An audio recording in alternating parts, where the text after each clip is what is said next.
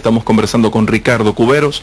Él es arquitecto, profesor de la Universidad del Zulia, investigador en el Instituto de Investigación de la Facultad de Arquitectura y Diseño de nuestra universidad, y también es profesor de posgrado, y justamente en los cursos de cuarto nivel él enseña servicios públicos urbanos, y justamente esa es la temática de fondo, ese es el contexto en el cual queremos colocar bajo consideración el tema del racionamiento eléctrico y de los dislates que se han cometido en esta materia en los últimos años, y por supuesto de la muy controversial decisión de haber generado este racionamiento eléctrico desde el martes, que ha tenido que ser suspendido para la ciudad de Caracas en la madrugada de hoy prácticamente. Estamos conversando con Ricardo Cuberos. ¿Cuáles son las causas de esto?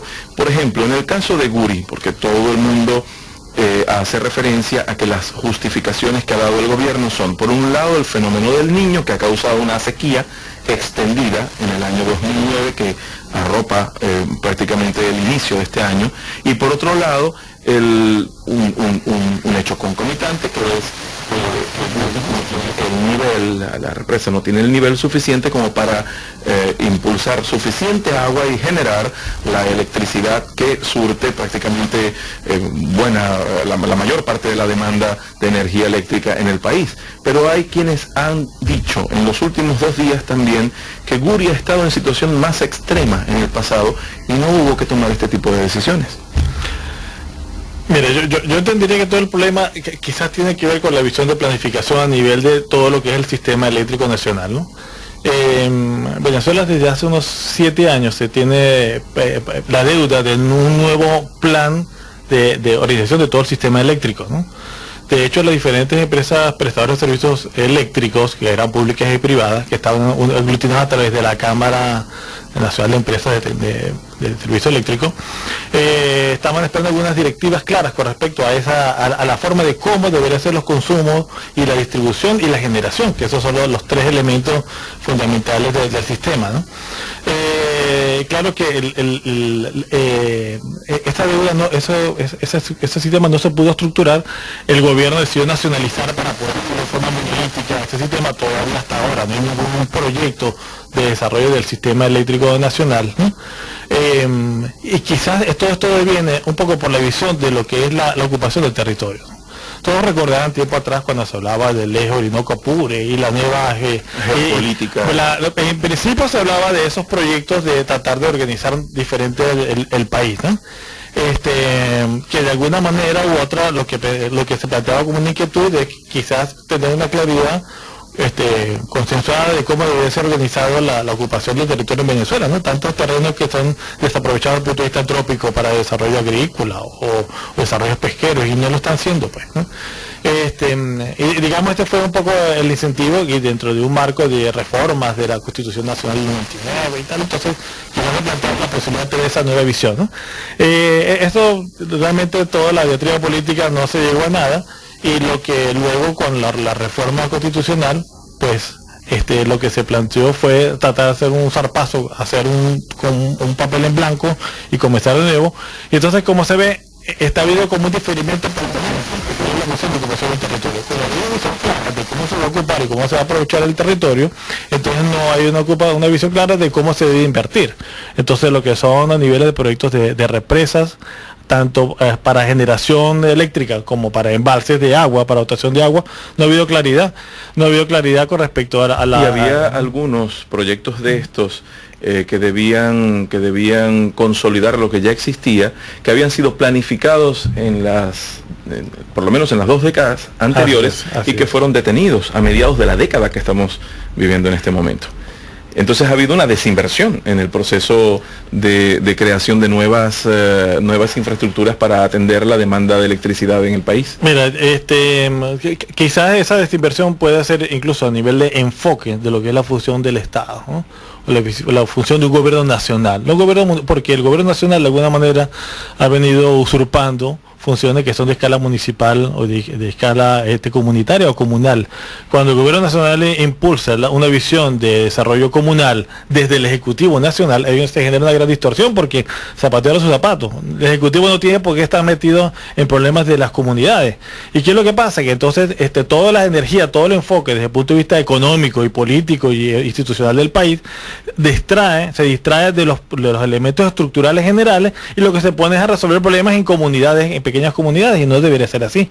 El Ejecutivo Nacional tiene que estar abocado a las grandes infraestructuras, a los grandes elementos que hacen el enlace entre las diferentes regiones, las gobernaciones a nivel de sus gobiernos regionales, los municipios a nivel de sus escalas, ¿no? Pero cuando se genera la distorsión de que el gobierno nacional, el Ejecutivo, la Presidencia de la República es la que se encarga de coordinar los consejos comunales, y entonces todo el resto de escalas de planificación y toda la visión de ordenamiento y de gestión y de desarrollo y de proyectos no lo hay. Entonces no hay gente que... Se olvidan las grandes preocupaciones de país.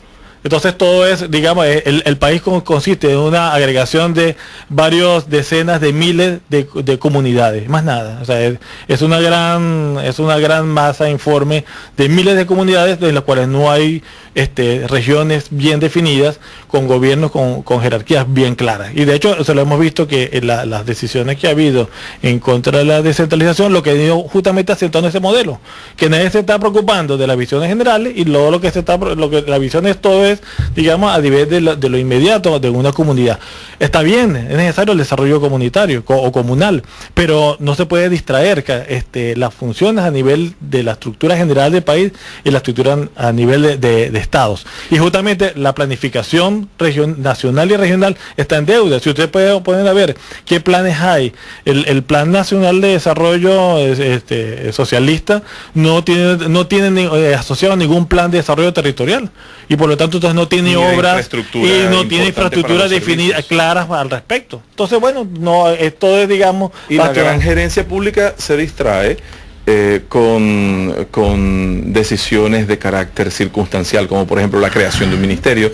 Este ministro que acaba de ser destituido por el fracaso de la política de racionamiento en Caracas, yo no sé, pero creo que no tiene 2 meses en el cargo. O sea, sí, esto fue que recién creado ese ministerio, y justamente pues... Una burocracia innecesaria. Incluso aquí existía el Fondo de Inversiones de Venezuela. Creo que cuando se estatizó en el BEN, hace bastante más tiempo, se hizo depender del Fondo de Inversiones de Venezuela, porque había la filosofía de que justamente lo que se recogiera en materia de ingresos por la vía del servicio eléctrico, de la prestación del servicio eléctrico, se iba a reinvertir en grandes infraestructuras y en grandes programas para justamente consolidar la demanda creciente, consolidar la atención a la demanda creciente. Bueno, y de alguna manera, aparentemente dentro de todo este caos, en el BEN es de la que aparentemente está mejor bien parado. Yo he entendido incluso que dentro del consejo de la empresa de Corpoelec, se dice que la gente en el BEN son los escuálidos de Corpoelec. Porque ¿qué es lo que ocurre? Hay una negación de la física. O sea, que quizás, yo te digo ya, hablándolo como profesor en el ámbito epistemológico.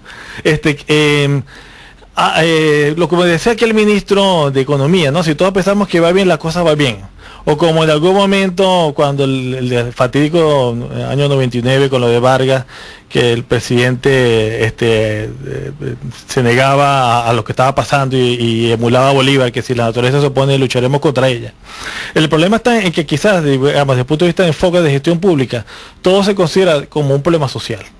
Todo. Y resulta que la energía, los recursos naturales, el agua, eso obedece a fuerzas físicas, eso obedece a otros elementos. Entonces, por más que la gente diga, nosotros vamos a tener energía, por el hecho de desearlo, no lo vamos a tener. Hay que tener trabajo que tiene que ver con los elementos técnicos. Y eso no es esa convicción, porque de hecho, pues, las políticas públicas recientes, bueno, de todos estos años, han ido justamente fortaleciendo esa visión de que todo es un problema social, todo es un problema político. Ningún problema técnico. Solo hay que decretarlo para que ocurra. Y todo solamente hay que desearlo y solamente hay que combatirlo desde el punto de vista social. Y no cometerlo desde el punto de vista técnico. El fracaso del racionamiento en Caracas es justamente el mentiz de esa idea. La gran contradicción que se ha generado porque nadie programó lo que habría de ocurrir con los servicios fundamentales mientras estuviera en vigencia el programa de 4 horas por sector de racionamiento eléctrico. Los hospitales, la policía, los semáforos, el orden público generaron, por supuesto, una situación caótica al no disponer de electricidad en Caracas en pocas horas. Y por eso el gobierno tuvo que echar para atrás con esa medida. Vamos a hacer una pausa en este momento, luego seguiremos conversando con Ricardo Cuberos sobre el tema del racionamiento eléctrico y de cómo pensar este asunto dentro de un esquema de asertiva gerencia de servicios públicos. En este momento iniciamos la pausa con un tema musical de Jason Mraz, Make It Mine, haz lo mío.